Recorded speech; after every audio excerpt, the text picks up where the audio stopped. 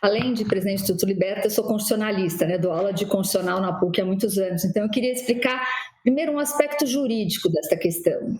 As pessoas têm me perguntado muito o que vai mudar em relação ao aborto legal de meninas. Vamos entender o seguinte: o que garante a interrupção de gestação de meninas e mulheres vítimas de estupro é o Código Penal, que desde 1940 garante este direito à interrupção. Muito bem. O que aconteceu nos últimos anos? No Brasil, isso sempre foi meio complicado, mas nos últimos anos houve uma tentativa de dificultar o acesso de meninas e mulheres a este aborto legal. E aqui, daqui para frente, vou começar a falar de meninas especialmente, porque a resolução Conanda é aplicável a crianças e adolescentes, né? Meninas de até 18 anos. Então, é desse recorte que a gente vai falar. E é o recorte de maior estupro no Brasil. 80% dos estupros no Brasil são contra menores de 17 anos. Então, dito isso, quero dizer que a resolução Conanda, ela surgiu, a 258, a partir da observação de que havia muitos movimentos políticos e de políticas públicas para impedir o acesso de meninas a esse direito. E aí fez a resolução Conanda, tentando construir um atendimento humanizado na saúde e também direcionamentos para o sistema de justiça. Esse projeto de lei, na verdade, o que ele faz, projeto de lei não, na verdade, projeto de decreto legislativo. O que ele faz é suspender a vigência dessa resolução Conanda, que foi aprovada no final de 2024, para que ela não possa ser aplicada. Isso impede, em tese, o aborto legal de meninas decorrente de estupro? Não. Legalmente continua respaldado pelo Código Penal. Mas, logicamente, essa é uma mensagem importante que a gente vai discutir aqui ao longo do programa, mas é uma mensagem muito importante legitimando aqueles que estão tentando dificultar o acesso a esse direito.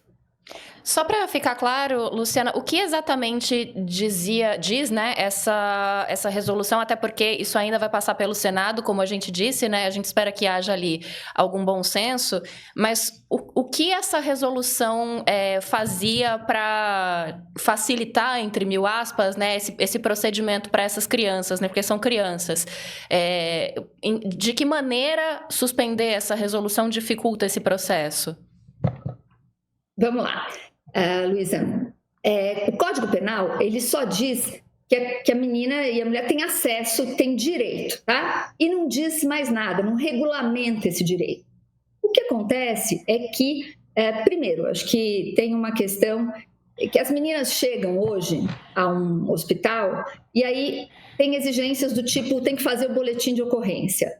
Não tem que fazer boletim de ocorrência, não tem nada que exija boletim de ocorrência. Inclusive, em 2020, neste movimento de tentar dificultar, surgiu uma portaria do Ministério da Saúde exigindo a comunicação policial, o que não está na lei. Houve uma ação direta de inconstitucionalidade contra esta portaria, mas que nem chegou a ser julgada, porque em 2023 foi suspensa, revogada esta portaria. Ou seja, não há nada na legislação que exija a comunicação à polícia e boletim de ocorrência. Então, a resolução Conanda 258 deixa muito claro que se uma menina vítima de estupro recorre a um serviço médico, ela tem que ser atendida. Ou seja, ela tem que ser garantido esse direito.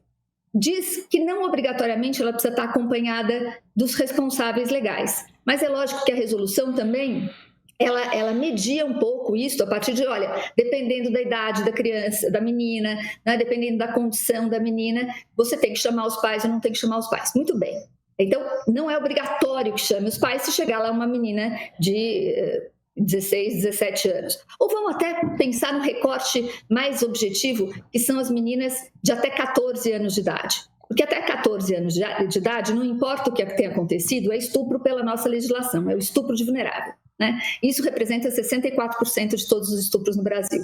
Então, quando chega uma menina de até 14 anos, grávida, isto objetivamente é um estupro pela nossa lei. Não importa como tenha acontecido esta gravidez. Né? Então, essa menina chega e vai recorrer ao sistema de saúde. Em tese, tem que ser feita a interrupção da gestação. O que o Conanda diz? O Conanda diz, nessa resolução, olha, mas se tiver que chamar os pais e houver divergência entre a opinião dos pais e a opinião da criança, da menina, adolescente no caso, né, tem que chamar o Ministério Público e a Defensoria Pública para intermediar essa relação e garantir o direito da menina.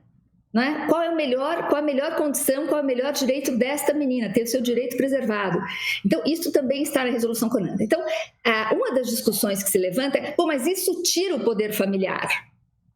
De alguma forma, isto tira o poder familiar em relação à decisão sobre interrupção ou não. Mas eu queria fazer uma observação aqui. Não há nenhuma inconstitucionalidade em tirar o poder familiar. E eu digo isso não só com base em achismo, mas com base numa decisão que o Supremo Tribunal Federal tomou em 2024 em relação às testemunhas de Jeová. Eu queria repartir aqui com quem está assistindo a gente. Em relação, sabem que a testemunha de Jeová, ela não permite a transfusão de sangue, né? E havia muita discussão se os médicos deveriam fazer ou não contrário à vontade do paciente. O Supremo decidiu que a testemunha de Jeová ela pode se recusar à transfusão de sangue e o Sistema Único de Saúde tem que oferecer sistemas alternativos de tratamento. Mas ele ressalta que se tratar de menor de idade, os pais não podem decidir pelo menor de idade.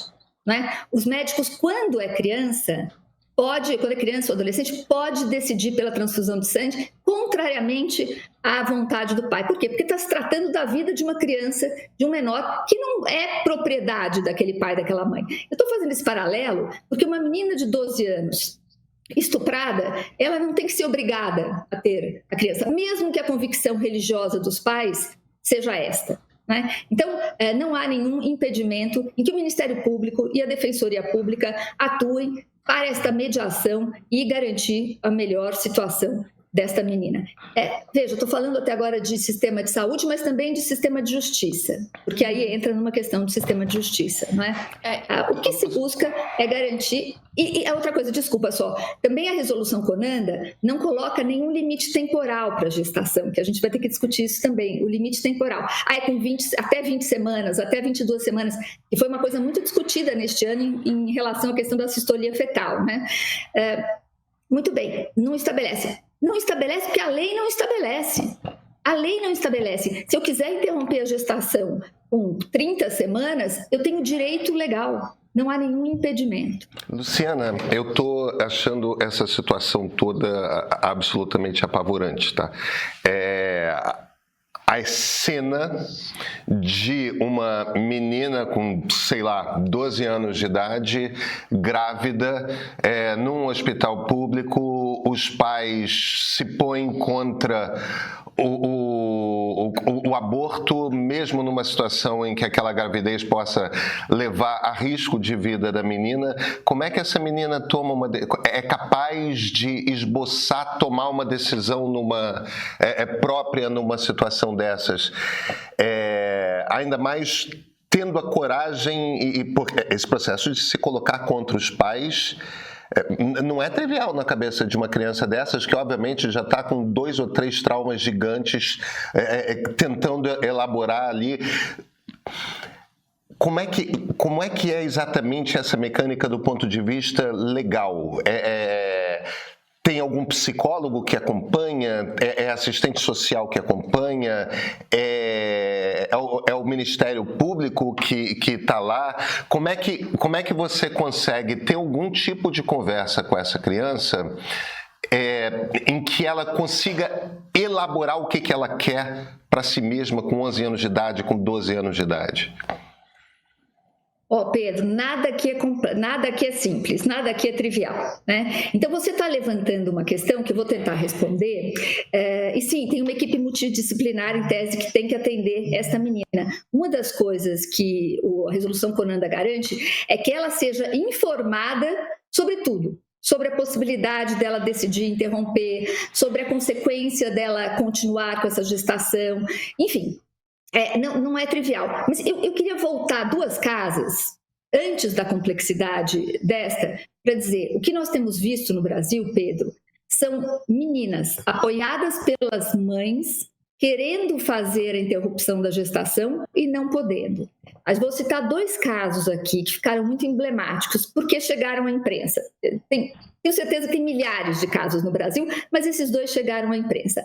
Um foi daquela menina do Espírito Santo, que foi impedida de fazer a interrupção da gestação, apesar do apoio da mãe, e aí entrou o Conselho Tutelar, o Ministério dos Direitos Humanos, enfim, foi uma grande confusão. Essa menina precisou ir escondida para Recife, para em Recife, apesar de todo o tumulto no hospital, ela conseguir fazer a interrupção da gestação. Então, este é um caso no qual a mãe estava apoiando essa menina e ela teve toda a dificuldade do mundo para fazer. E eu vou dar um outro caso que até vazou por causa de uma gravação do Intercept que vazou a situação, que é uma menina de 12 anos também.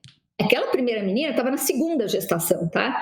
Então, essa outra também de 12 anos, em Santa Catarina, que a mãe, apoiada pela mãe, queria fazer a interrupção da gestação, e aí o que vaza nessa gravação do Intercept é uma juíza e uma promotora dizendo para a menina que ela devia esperar se ela não aguentava mais um pouquinho, não é? Porque aí nascia o bebê e ela podia dar esse bebê para adoção. Desculpa, isso é tortura com uma menina de 12 anos de idade. E isso é uma tortura que o sistema de justiça está fazendo. Então, eu entendo a sua pergunta, tem muita lógica, mas a gente está vivendo um problema que tem 5 casas atrás, Pedro. Entendeu?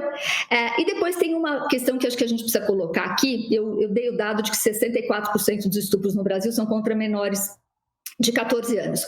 Eu vou dar um outro dado, que muitas dessas violências geram gestações, nem todas decorrentes desta violência, mas sempre será violência quando uma menina de menos de 14 anos dá à luz.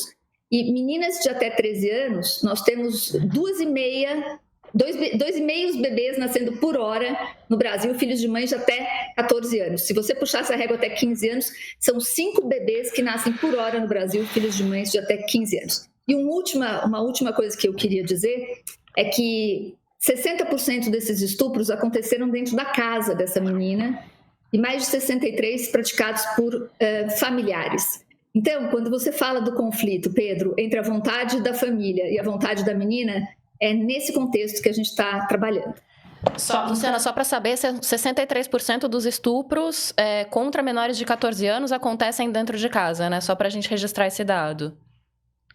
Isso, olha, vou te falar, Luísa, é mais de 60%, eu sempre me equivoco um pouco se é 61, 62, 62, então eu sempre falo mais de 60%, né? Mais de 60% é dentro de casa, e isso historicamente, tá? Do que a gente tem registro, porque olha, os registros oficiais são de 6 estupros por hora no país de menores de 14 anos. E a gente sabe por pesquisas, inclusive do Datafolha, que isso é 10% do que de fato acontece. Ou seja, 6 estupros por hora, sendo 60% dentro de casa, né? E isso é 10% do que a gente sabe. Então, o contexto dessa violência é muito gigante. A gente precisa explicar para as pessoas que quando a gente está falando de aborto legal, a gente está falando de meninas estupradas por familiares.